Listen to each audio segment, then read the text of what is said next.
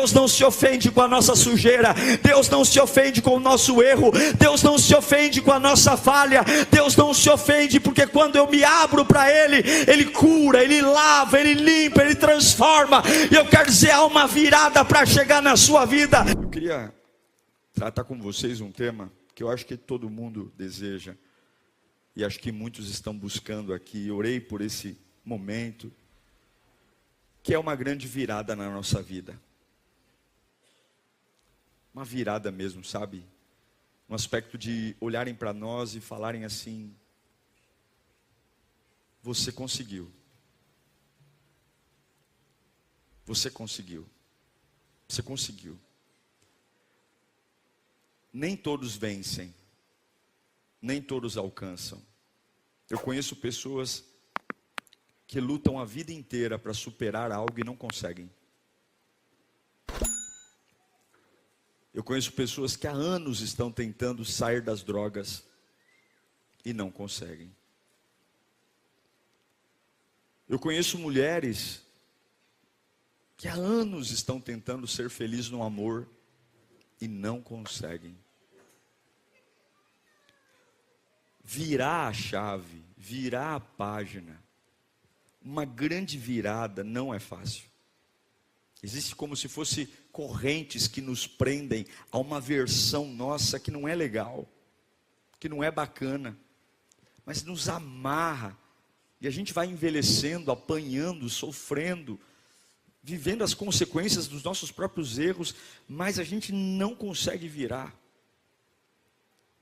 Não consegue mudar, não consegue falar, olha, realmente o meu passado deixou de ser uma prisão e se transformou num professor, porque essa é a finalidade do passado. O passado tem que virar professor, olhar para trás e ter realmente uma grande aula do que não fazer, do que não ser. E Deus falou comigo sobre isso, para que nós vivamos um tempo de libertação, um tempo de uma nova virada. Eu preciso, você precisa também. Então eu queria que você abrisse sua Bíblia no Salmo capítulo 1, número 1, Salmo 1. Nós vamos ler alguns versos.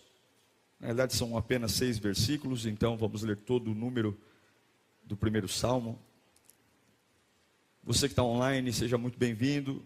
Deixe seu like aí, compartilhe, nos ajude a chegar a mais pessoas. Diz assim: como é feliz aquele que não segue o conselho dos ímpios, que não imita a conduta dos pecadores, que não se assenta à roda dos zombadores. Ao contrário, a sua satisfação está na lei do Senhor, e nessa lei medita de dia e noite. É como árvore plantada à beira de águas correntes, dá o fruto no tempo certo, e as suas folhas não murcham, e tudo o que ele faz prospera. Não é o caso dos ímpios, são como palha que o vento leva. Por isso os ímpios não resistirão no julgamento, nem os pecadores na comunidade dos justos, pois o Senhor aprova o caminho dos justos, mas o caminho dos ímpios leva ao quê? Destruição. Espírito Santo, Senhor, não é só um domingo, não é só mais um culto, não é a tua palavra. A gente sabe que os dias são maus, e se o Senhor falar, se o Senhor falar, a nossa vida nunca mais será a mesma. Tem coisas, Senhor, que só da tua boca para a gente entender. Tem coisas que não adianta mais alguém me aconselhar. Ou tem coisas que as palavras humanas são tão pequenas e limitadas. Tem mudanças que só a tua voz, a voz que penetra o meu interior, a voz que me convence, a voz que me dirige, é a tua voz que me embriaga e me faz acordar para uma nova vida, Senhor. Pai, nós temos que desvendar nesta noite os teus mistérios e crer no sobrenatural. Fala conosco, Senhor, fala conosco, Senhor, fala conosco. Acorda-nos, desperta-nos, aviva-nos. Que esta palavra venha a ser realmente um divisor de águas, não porque sou eu que estou pregando, mas é a tua voz, ó Espírito. E esse povo veio aqui atrás de ti, Senhor. A sua voz muda a história. Pega a pessoa mais arrebentada, mais doída, mais sofrida, e põe para sentar à mesa de príncipes e reis. É a tua voz que muda sentenças, que faz de um prisioneiro sentar no governo do Egito. É a tua voz. Fala conosco, Senhor, eu temo e tremo diante da tua presença. Em nome de Jesus, amém. O Salmo 1, ele fala sobre mudanças. Dois perfis de pessoas, o justo e o ímpio. E ele mostra que a conduta do justo é aquele que não ouve qualquer um, não se assenta diante de qualquer pessoa e não imita qualquer pessoa. Sim, o estilo de vida que a gente tem determina lugares que a gente vai, a forma como a gente vive. Nós sempre estamos preocupados com os grandes movimentos, as grandes palavras, os grandes momentos, mas você não é definido pelos grandes eventos da sua vida. Você é definido por quem você é nos pequenos movimentos, nos pequenos movimentos de, por exemplo, pegar um ônibus, de como você se porta no caminho, como você se porta na informalidade, como você se porta dentro da sua casa, no seu trabalho, movimentos. A Bíblia diz que aquele que não imita o conselho dos ímpios, que não segue os pecadores, que não se assenta à roda de pessoas ruins, essa pessoa, ao contrário, ela tem uma satisfação em Deus. E essa satisfação não é só ler a Bíblia, mas é obedecer a Sagrada Escritura, é fazer de Deus realmente um mandamento. Ela é plantada junto ao ribeiro d'águas e ela vai dar fruto o tempo todo. Ou seja, ela não tem problema com as estações, ela é frutífera. E aqui nós sabemos que uma vida frutífera não está falando necessariamente de não ter problemas. Não, não é isso. Mas é a capacidade de sobreviver a tudo, sobreviver a todos. É a capacidade de não quebrar. Eu não quebro. Eu não quebro. A gente chora o tempo do choro, mas recupera. A gente enfrenta a pancada no tempo da pancada, mas cura. A gente não mora em coisas que tem que passar. Há uma vida prometida para todos nós. E o segredo é, como que eu faço essa virada? Como que eu me torno essa pessoa imparável? Como que eu me torno essa pessoa que vão olhar para mim e dizer, realmente você virou a chave. Você é diferente, realmente é algo que mudou a sua vida. Porque evangelho é mudança de vida. Eu não posso estar aqui dentro servindo a Deus e não mudar. Eu não posso estar aqui dentro e continuar com hábitos e condutas de quando eu estava no mundo, porque senão aqui vira uma baladinha, senão aqui vira um momento de curtição. Eu não posso só gostar da vibe da igreja, do clima. Eu não posso só gostar, eu tenho que mudar a minha vida. Eu preciso olhar e dizer assim, olha, eu sou uma nova pessoa. Eu sou uma pessoa completamente diferente. Eu falo diferente, eu ando diferente, eu penso diferente. Só que essa virada não é normal e não é fácil, não é simples. E eu pergunto para você, quem é responsável por você? Quem é responsável por cuidar de você? Quem é responsável por você estar bem? Quem é responsável por você ter equilíbrio? Quem é responsável por você ser uma pessoa boa? Quem é responsável por você estar em pé? Quem é responsável por você estar muito feliz ou muito triste? Quem é responsável? Eu aprendi uma coisa que você pode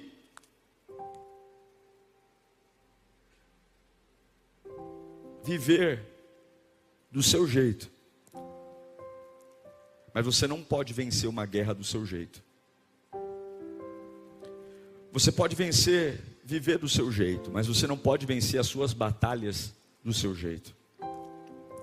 E o que eu tenho percebido nos dias de hoje é que a gente anda muito armado.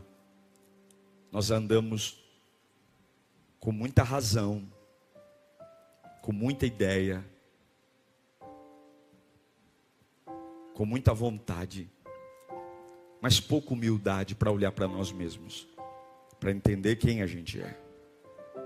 Observe que o salmista diz, como é feliz aquele que não olha para o ímpio, para o pecador, para o zombador, mas ele observa a palavra. E eu queria refletir com você hoje, como fazer essa virada? Como virá?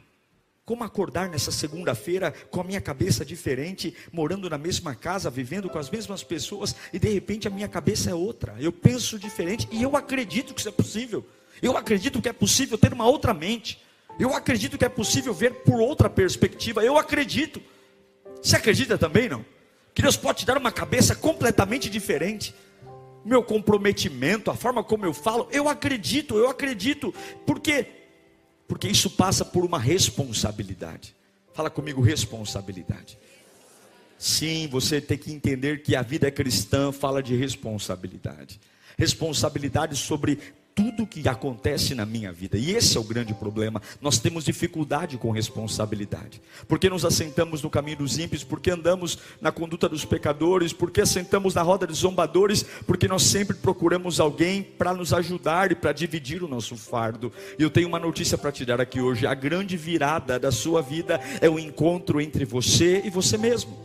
A grande virada da sua vida é o encontro entre você e a presença de Deus. Eu não sou contra termos amigos, eu não sou contra andarmos com pessoas, eu não sou contra termos apoio, mas eu quero que você entenda, a grande mudança da sua vida não vem de um encontro com ninguém, a não ser você e Deus e você. Você está dizendo, pastor, mas eu preciso. Deus está falando aqui para você hoje, aprenda algo, você tem que ser responsável.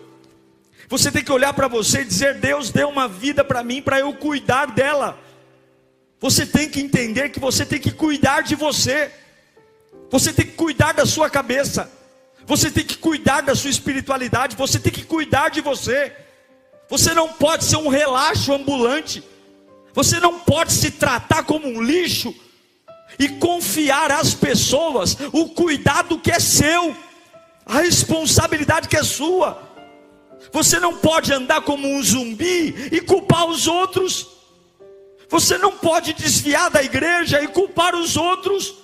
Você não pode ser um doido, depressivo, ansioso, dizendo que a vida fez isso com você, porque isso é mentira.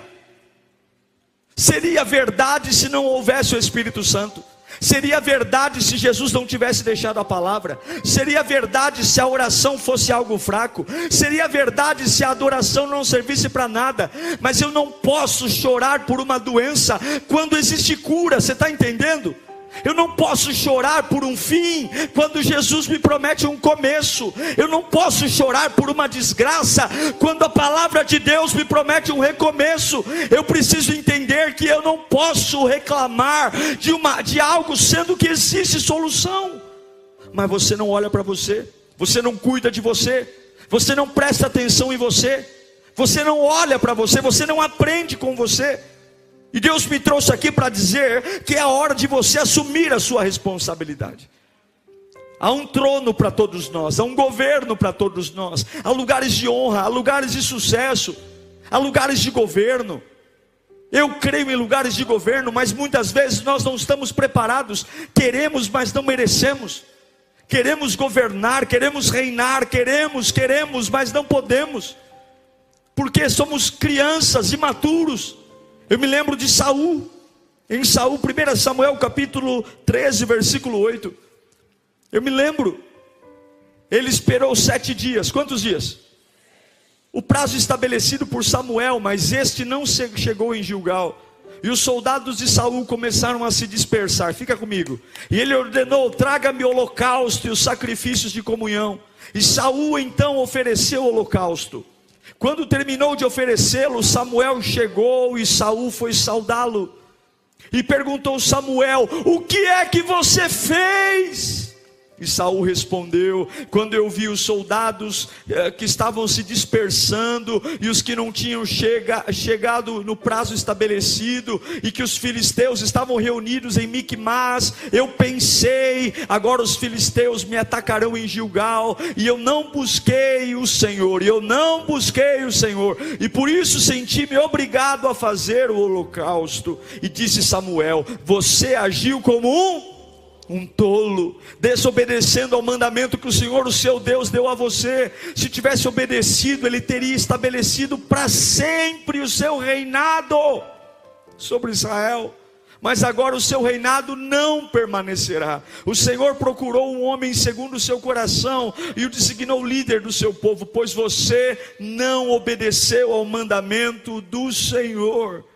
Saul é um rei, ele é um rei, ele manda em tudo, só que ele não podia fazer uma coisa: ele não poderia fazer sacrifício. O papel de quem tinha que fazer sacrifício era o profeta. Só o profeta poderia sacrificar. Samuel demora. A Bíblia diz que Samuel prometeu chegar em 7 dias, mas ele não veio. E os filisteus estão se aproximando, há uma guerra iminente. E era hábito, antes de sair da guerra, oferecer uma oferta ao Senhor. E aí Samuel, o rei Saul se vê no direito de, porque o profeta Samuel não chegou, ele vai lá, e ele é o rei, ele não é o profeta, ele é o rei. Ele vai lá e pega o carneiro, ele pega o holocausto e ele sacrifica, como se ele fosse o profeta. Ele entrega. E Samuel chega, e quando Samuel chega, vê Saul, o rei Saul oferecendo, e o profeta Samuel fala: o que você fez, cara? Você não pode fazer isso. Você não pode entregar. O grande erro de Saul foi oferecer uma oferta a Deus no lugar do profeta. Mas o problema não foi isso. O problema foi que na hora que Samuel perguntou para Saul: o que você fez? Ao invés dele falar assim: olha, me desculpa, eu errei, eu me precipitei, me perdoa, eu estou arrependido, eu não queria ser assim, eu não queria fazer assim, eu não queria ter essa vida. Na hora que ele é confrontado, ao invés de dizer: olha, me perdoa, eu sei lá, ele fala assim: a culpa é dos soldados. Os soldados estavam muito agitados para a batalha. A culpa é do inimigo. Os filisteus estão chegando. A culpa é sua. Você está atrasado. Quando ele erra, ele não consegue assumir a responsabilidade. E aí Deus diz: você acabou de perder o seu trono. Você nunca mais vai reinar. Porque o trono não persiste para pessoas que não assumem a responsabilidade. Sim, tudo o que ele falou é verdade. Os soldados estão agitados, os inimigos estão chegando, Samuel está atrasado, mas ainda assim não justifica fazer algo que não devia. O que eu quero dizer é, quando você está vivendo uma fase de crise, você quer uma virada, você quer viver uma vida nova, você quer realmente ser um novo homem, uma nova mulher, e a pergunta que fica é: quem é o responsável por tudo que você viveu até agora? Onde está a sua responsabilidade diante de Deus? Como é que você consegue olhar para Deus e dizer: Senhor, realmente eu sou responsável? E aí você vê um outro homem, 2 Samuel capítulo 12, versículo 13. O erro de Saul, fica comigo aqui. O erro de Saul foi oferecer uma oferta a Deus no lugar do profeta. O erro de Davi foi ter cometido adultério. O erro de Davi foi ter tido relações sexuais com a mulher de um outro homem. O erro de Davi foi muito mais sério do que o erro de Saul. Concorda comigo ou não? O que é mais grave? Fazer uma oferta a Deus no lugar do profeta, ou transar com a mulher de um homem? Transar com uma mulher casada. Só que na hora que Deus confronta Davi, o profeta Natan entra no palácio e olha no olho de Davi, essa é a resposta. Ele não diz: mas ela estava tomando banho na sacada do palácio. Ele não diz: mas eu sou homem. Homem é assim mesmo. Homem ficou excitado, não consegue pensar em outra coisa. Não, a culpa é dela, ninguém mandou o marido dela que cuidasse. O que ele respondeu? Pequei contra Senhor, a culpa é minha, eu sou responsável. A culpa não é de Betseba, a culpa não é do universo, a culpa não é do mundo cruel. Eu pequei. E a Bíblia diz que o Senhor perdoou o seu pecado e não morrerá. Deus disse para Saul: o seu reinado acabou agora, porque você entregou uma oferta no lugar de Samuel. E Deus disse para Davi, que cometeu adultério: eu te perdoo e você continua rei. Por quê? Porque a diferença não é o tamanho do pecado, a diferença não é a gravidade do pecado, a diferença é como eu me responsabilizo por aquilo que eu faço. E a pergunta que eu digo para você é hoje: você quer uma grande virada na sua vida? Você quer ser uma pessoa diferente? Você quer ter governo? Você realmente quer exercer autoridade? Será que não é hora de largar o vitimismo? Será que não é hora de parar de reclamar, de culpar? Será que não é hora de tentar, de ficar dizendo o que é fulano, o que é ciclano, repetindo sua história triste, repetindo sua história marcante, e dizer diante de Deus: Senhor, eu estou aqui, meu Pai, eu estou aqui, eu vou meditar na tua palavra de dia e de noite, mas sou eu e ninguém mais, sou eu e ninguém mais. Eu estou aqui, eu quero uma virada na minha vida. O que aconteceu eu não mudo, o que aconteceu eu não altero, mas eu preciso entender que esse meu gênio, esse meu temperamento é culpa minha, a forma como eu vivo é culpa minha, a forma como eu reajo é culpa minha, e eu estou aqui dizendo: eu pequei, eu quero ajuda. Uma grande virada não vem de uma cadeira de faculdade, uma grande virada não vem de um curso motivacional, uma grande virada não vem de um intercâmbio internacional, uma grande virada não vem de joelho no monte, uma grande virada vem de olhar no espelho e dizer para Deus: eu pequei e eu preciso da tua ajuda. E a Bíblia diz que aqueles que se humilham diante das potentes mãos do Senhor serão poderosamente exaltados. Se você e eu pararmos, tudo que Saul fez foi oferecer um sacrifício. Não é algo grave, não é algo grave, mas na hora de ser confrontado, ele é arredio, ele é irresponsável, ele transfere a culpa. Davi adulterou, matou, fugiu, mas ele diz: a culpa é minha. Deus está procurando aqueles capazes de dizer: pode me tratar, porque eu sei o que eu sou, eu sei quem eu sou. É parar de ser um personagem e ser alguém real. Porque enquanto todos estão procurando alguém para culpar, Deus está procurando um homem que consiga dizer: a culpa é minha. Como é que Deus consegue chamar um adúltero, assassino, de homem segundo o meu coração? Porque não é o tamanho do buraco que você caiu, é a capacidade que você tem de se levantar. O pecado não é maior que o arrependimento. Deus não quer saber a gravidade do erro, mas é a sua capacidade de olhar no espelho e dizer: Senhor, eu estou aqui, a culpa é minha, e eu quero me tratar, eu preciso de ajuda. Crianças não assumem responsabilidade. Paulo vai dizer em Gálatas capítulo 4, versículo 1, que digo, porém, que enquanto o herdeiro é menor de idade, em nada se difere de um escravo, embora seja dono de tudo. No entanto, ele está sujeito aos guardiões e administradores, até o tempo determinado por seu pai. Pare de culpar as pessoas pela forma como você vive. Pare de culpar as pessoas pela forma como você anda, pela forma como você fala. Pare de dizer para as pessoas que você é assim porque a sua criação, a minha criação. Não, está na hora de você dizer: eu sou assim porque eu me permiti me tornar isso. Porque há um novo começo. Se Jesus não mudar sua vida, nós rasgamos a Bíblia e vamos embora. Se Jesus não puder te dar um novo sentido, fazer de você uma pessoa completamente diferente, nós estamos aqui jogando o nosso domingo no lixo, jogando o nosso tempo fora. Se Ele não puder dar um novo brilho aos seus olhos, uma nova forma de falar, uma nova forma de resistir, uma nova forma de pensar, uma nova forma de andar, uma nova forma de viver, nós estamos aqui brincando, jogando fora. Jesus muda, Jesus muda, Jesus muda. Mas qual é o problema? O problema é que nós não olhamos para nós. Não olhamos.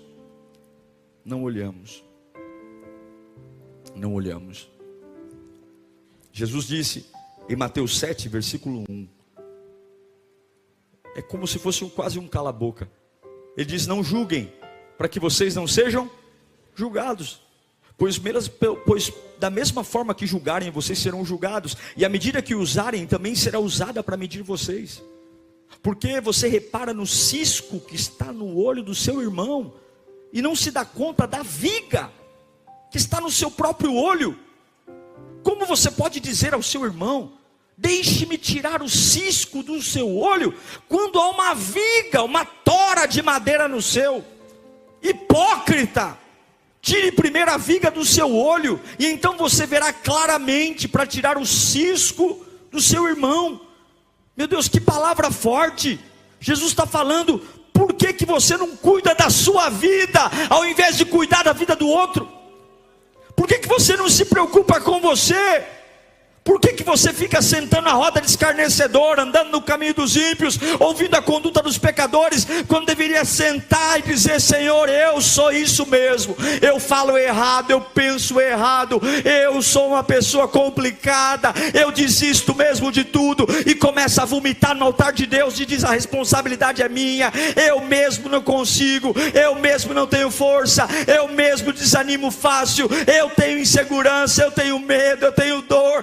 Você tem que dizer para Deus: a culpa é minha, eu me deixei levar pela cabeça das pessoas, eu me deixei ser influenciado pelo outro, eu voltei a beber, eu voltei a fumar, eu voltei a cheirar, porque eu andei com uma companhia, no meu radar eu sei tudo o que aconteceu, mas eu estou aqui, eu pequei, porque eu não quero perder o trono. Você tem que abrir a sua boca, porque o diabo quer criar um cenário, o diabo quer criar uma personalidade dupla, ele quer que você seja uma coisa diante de Deus e outra coisa lá fora, porque o diabo sabe que se houver dupla personalidade, a glória não vem, o poder não vem, e o trono é tirado. Mas quando você se rasga, escuta o que eu estou pregando aqui, Deus não se ofende com a nossa sujeira, Deus não se ofende com o nosso erro, Deus não se ofende com a nossa falha, Deus não se ofende, porque quando eu me abro para Ele, Ele cura, Ele lava, Ele limpa, Ele transforma. E eu quero dizer, há uma virada para chegar na sua vida, e existem lugares de autoridade para você, existem lugares de governo para você, existe uma nova condição para você, existe um lugar onde Deus vai mostrar para você que é você que vai fazer a virada, onde pessoas não vão definir mais com a qualidade do seu dia, não vão definir se você chora ou se você ri. Existe um lugar para você que você não vai ser mais manipulado por gente, você não vai ser mais manipulado por situações. O diabo vai ficar careca de tentar mexer com você e não vai conseguir, porque você tem que entender que é você e Deus e mais ninguém. E se é você e Deus e mais ninguém, você tem que tirar essas pessoas que você tem trazido para a sua vida, para dizer: ó, eu ofereci a oferta porque os soldados, porque os filisteus. Não, eu, Senhor, eu errei, eu pequei, eu sou um problema, eu.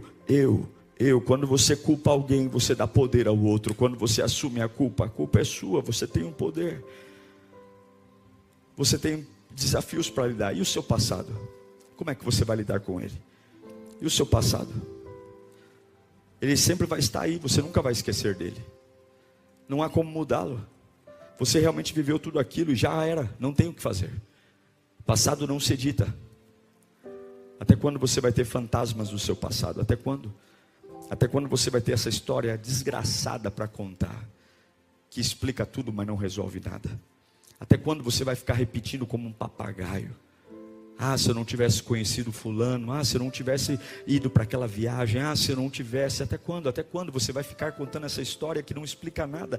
E por que você não bate no peito e fala: Senhor, está aqui, Senhor, olha, eu fui imprudente, eu fui irresponsável, eu não ouvi minha mãe, não ouvi meu pai, não te ouvi, está aqui, Senhor, faz de novo, e eu agora assumo a responsabilidade pelo meu passado, e eu quero ser livre, eu quero reinar, eu quero o trono. Quem é responsável pelas pessoas que passaram pela sua vida? Todas as pessoas deixam marcas, todas as pessoas marcam a gente, e tem gente que passou pela nossa vida e nos marcou de uma forma terrível. E aí você diz: pastor, mas eu fui ingênuo, mas se você não entender que a responsabilidade é sua, você vai ter um fantasma eterno. Há pessoas que casam, isso que eu não entendo, casam e o ex-relacionamento continua presente no dia, entram em empresas novas e a ex-empresa continua presente, porque a gente sempre carrega um vilão, sempre tem um vilão, e a virada não vem, muda de casa, muda de emprego, muda de família, muda de tudo,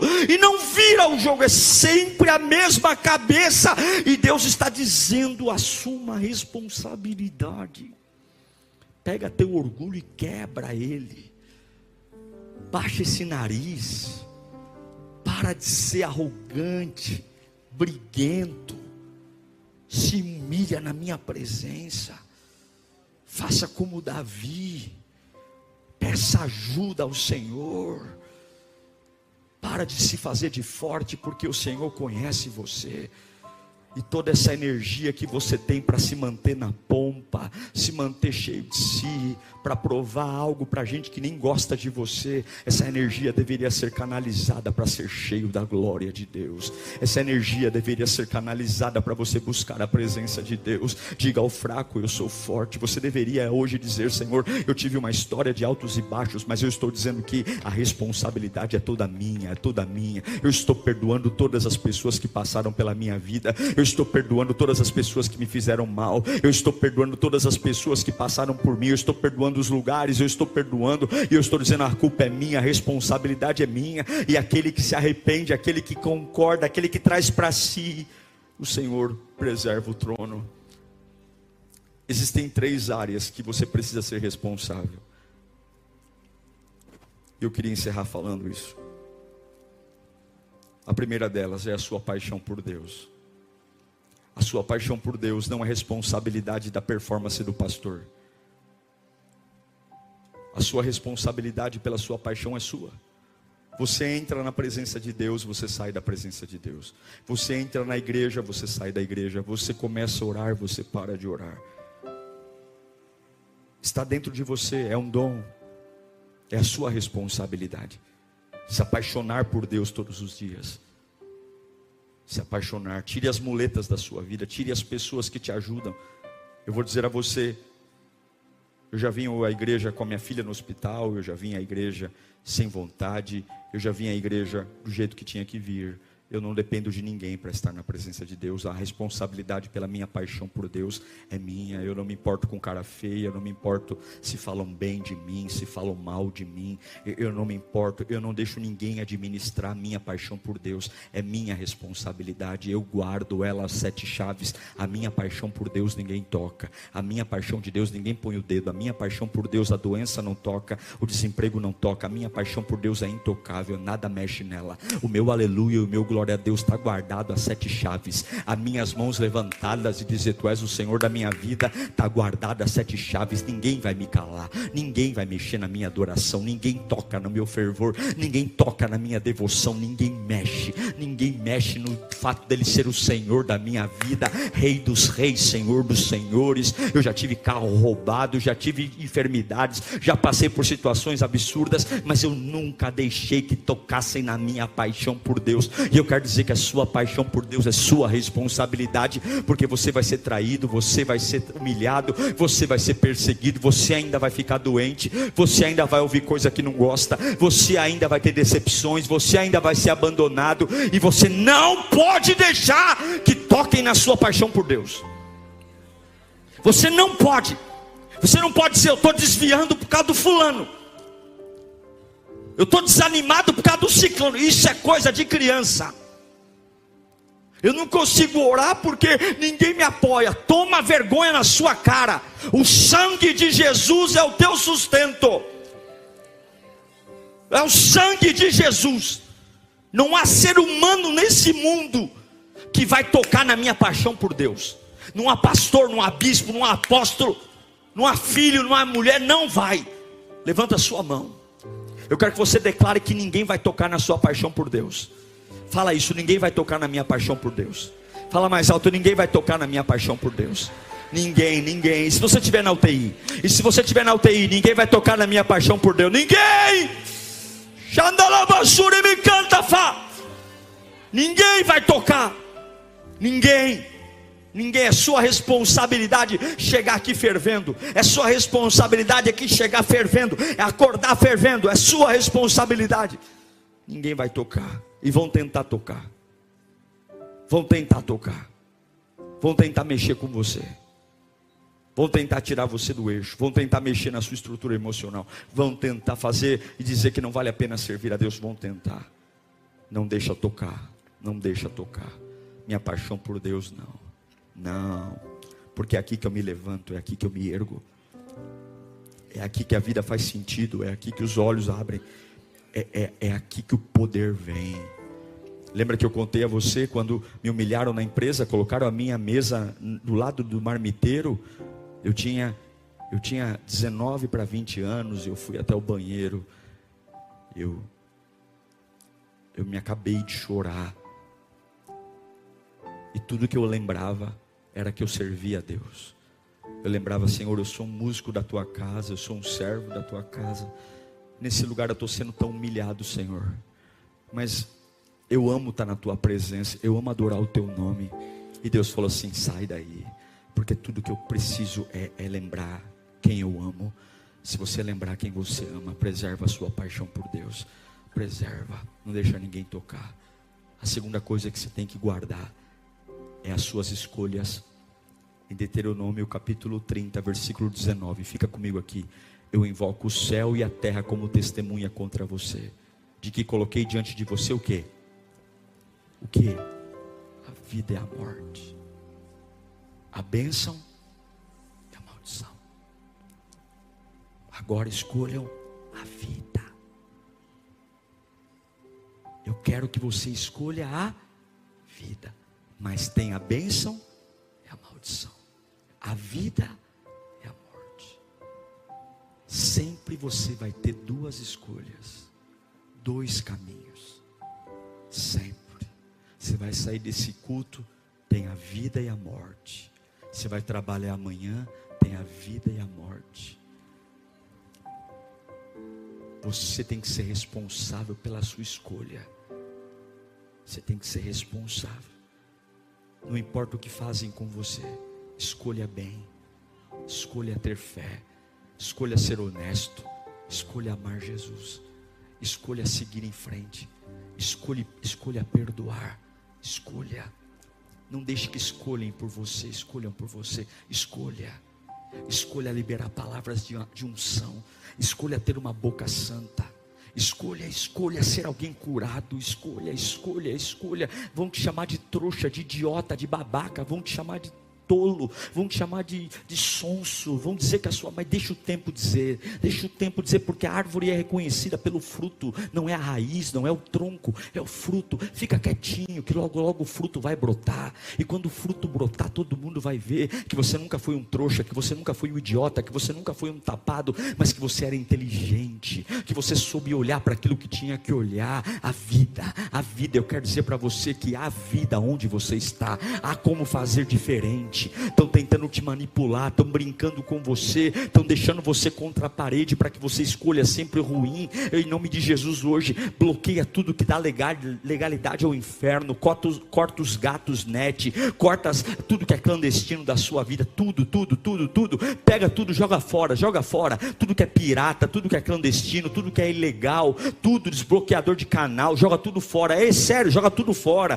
tudo que você não consegue ter, joga fora. Você quer ter uma vida boa? É sua responsabilidade, é sua. Você quer chegar a novos lugares, você quer ter uma virada na sua vida, seja honesto, deixa Deus colocar e dizer assim: ó, eu tenho um compromisso com Ele. Tenha coragem de jogar tudo fora, tudo que é ilícito, tudo aquilo que não vale a pena. Qualquer lugar, se você está trabalhando num emprego e esse emprego te faz pecar, peça a conta hoje, já liga lá, amanhã você não vai trabalhar. Mas pastor, eu tenho que pagar a conta, quem sustenta você é o Senhor. Você não precisa se lambuzar no chiqueiro para comer, porque você tem pai e teu pai tem casa. Há sempre a vida e a maldição. Assuma a responsabilidade. Pastor, mas eu não tenho escolha, eu tenho que sobreviver. Não, você tem que comer da mão de Deus, você tem que comer do sustento de Deus. Deus vai sustentar você. Essa aqui é uma virada. Escolha a vida, escolha a bênção, escolha. E por fim, você é responsável pela paixão, é responsável pelas escolhas. E por fim, aqui eu encerro, você é responsável pelo que pensa. Isaías 55, versículo 9 diz que assim como os céus são mais altos do que a terra, os meus caminhos são mais altos do que os seus caminhos, e os meus pensamentos mais altos. Os pensamentos de Deus são mais altos do que os nossos. Então quando você olhar para uma coisa e você tiver uma impressão, entenda que Deus pode ter uma impressão maior do que a sua. É por isso que a fé é o firme fundamento das coisas que não se veem, mas se esperam. Então nem sempre a sua primeira impressão é a impressão correta, porque você tem uma leitura e Deus tem outra. Os pensamentos de Deus são maiores. Então você sempre pode ter uma escolha: ficar com as suas impressões ou ficar com as impressões de Deus. Tem muitas vezes que você vai acordar e dizer: na minha impressão é o fim. Só que aí você vai dizer, os pensamentos de Deus são mais altos. Então ainda que seja o fim, eu vou continuar crendo, porque Deus sempre pensa além. Sempre pensa além. Deus me mostrou uma pessoa hoje aqui, destruída mesmo, emocionalmente destruída. Deus mostrou que a sua casa realmente está um inferno. Quando eu cheguei e parei meu carro ali, eu vi uma alma chorando. Uma alma chorando. Deus tem dito, já disse isso no louvor, e Deus tem algo para você aqui hoje. Deus não tira os olhos de você, mas Deus está esperando você se posicionar. Deus está esperando você assumir a sua responsabilidade. Deus está esperando você parar de querer que as pessoas mudem para você tomar jeito na vida, e você dizer para o mundo fique onde está, demônios ficam onde estão, porque quem vai mudar agora sou eu. Eu vou mudar, a minha cabeça vai mudar, a minha paixão vai mudar, os meus pensamentos vão mudar, e é isso que Deus tem para você aqui hoje. Você quer virar a sua vida? Assuma a sua responsabilidade pela sua paixão por Deus, pelo que você pensa e pelo que você escolhe. Eu tenho certeza que a sua vida nunca mais será a mesma. A pergunta que eu faço para orarmos é: se a culpa nunca é nossa, se nós nunca somos responsáveis, quem tem que vir para arrumar a minha vida? Quem tem que vir para me dar solução? Quem?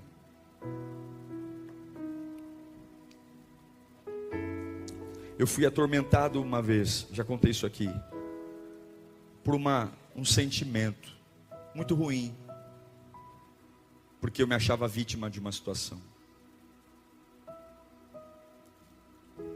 familiar, e eu esperava que alguém se retratasse para ficar tudo bem, mas aí Deus me disse que isso nunca ia acontecer, que aquela pessoa nunca teria a capacidade de refletir sobre aquilo e ter a mesma maturidade que eu estava tendo. E eu iria passar a minha vida inteira escravo de um sentimento que aquela pessoa talvez nunca teria a maturidade e a hombridade de vir até a mim e dizer: ó, você tem razão. E para ser livre, eu fui até a casa da pessoa e eu pedi perdão a ela. Eu pedi perdão. Eu olhei, bati na porta. A pessoa olhou para mim, porque ela não esperava me ver ali. Eu olhei para ela e eu disse: calma, está tudo bem. Eu vim aqui e eu queria te pedir perdão. A partir daquele momento, aquela pessoa saiu de dentro de mim. A minha vida nunca mais foi a mesma. Eu fui livre. Porque não importa se eu sou certo ou errado, só os responsáveis conseguem sair das prisões. E talvez seja a hora de você dizer: a culpa é minha, eu vou resolver isso. É comigo e comigo mesmo. Eu não sou como Saul, que aponta para os outros. Eu sou como Davi, que diz: eu pequei. E Deus vai dizer: fica no trono, porque é desses que eu amo e faço parte. Eu queria que você fechasse os olhos nesse instante. Você precisa ser curado do que hoje? Do que você precisa ser curado? Quem são os vilões da sua vida? Quem são as pessoas ou lugares que você fala assim: olha, eu sou essa pessoa? Porque você tem que entender: meu pai, minha mãe, meus irmãos, minha vida é assim, é por isso que eu sou inconstante, é por isso que eu sou ansioso, é por isso que eu oscilo. Tudo bem, e pode ser até verdade tudo isso, e realmente pode ser que essas pessoas te fizeram muito mal mesmo, que pode ser que essas pessoas de alguma forma marcaram você e influenciaram sua personalidade, influenciaram seu jeito de ver a vida. Mas e Jesus? E o fator Jesus? Você esqueceu dele? Você esqueceu que Jesus pode tudo e que a proposta do Evangelho é uma vida nova? A proposta do Evangelho é mudança, é morrer para uma velha vida e nascer para uma nova. E enquanto você continua contando essas histórias, montando esse teatro, criando essas peças, o tempo vai passando, e o trono não é seu mais, porque o trono não é daqueles que culpam, mas o trono é daqueles que assumem responsabilidades. O trono é daqueles que se apresentam diante de Deus com as mãos e dizem: está aqui, Senhor, eu estou aqui, sou eu e ninguém mais, sou eu sou esse ser atrapalhado, eu sou essa pessoa problemática, eu sou essa pessoa insegura, eu sou essa pessoa que precisa de ajuda, eu sou essa pessoa inconstante, eu sou essa pessoa que precisa de cura, eu estou aqui e eu estou aberto, ninguém mais é responsável, eu perdoo todos que estão à minha volta, eu perdoo que vão embora, e eu quero ficar nesse cantinho entre eu e Deus, Deus e eu só te peço uma coisa, Senhor, eu só te peço uma coisa: muda-me, Senhor, me dê essa virada. Eu quero ser o pai que o meu pai não foi para mim, eu quero ser a mãe que a minha mãe não foi para mim, eu quero ser o profissional que nunca me ensinaram, eu quero dar uma virada na minha vida, e eu sei que a minha história não me permite isso, a minha história me limita, a minha história me prende, a minha história de vida me faz ser uma pessoa infeliz, mas eu sei que o Senhor tem uma nova história para mim, eu sei que o Senhor tem um novo caminho para mim, então eu estou aqui humildemente dizendo: Senhor, a responsabilidade é toda minha, e o Senhor pode mudar o que o Senhor tiver que mudar, porque eu quero me parecer contigo, eu preciso de ti, eu não quero mais falar como eu falo, pensar como eu penso, eu não quero mais andar como eu ando, eu não quero mais reagir como eu reajo, eu não quero mais, e eu estou aberto, eu estou desarmado, eu estou jogando por terra as minhas razões, eu estou jogando por terra as minhas dores, eu estou jogando por terra as minhas revoltas, eu estou jogando por terra as minhas amarguras, eu estou me desarmando, eu estou ficando nu diante de ti, Senhor, para dizer: eu quero uma vida nova, eu estou abrindo mão dos meus direitos, eu estou abrindo mão das minhas discussões.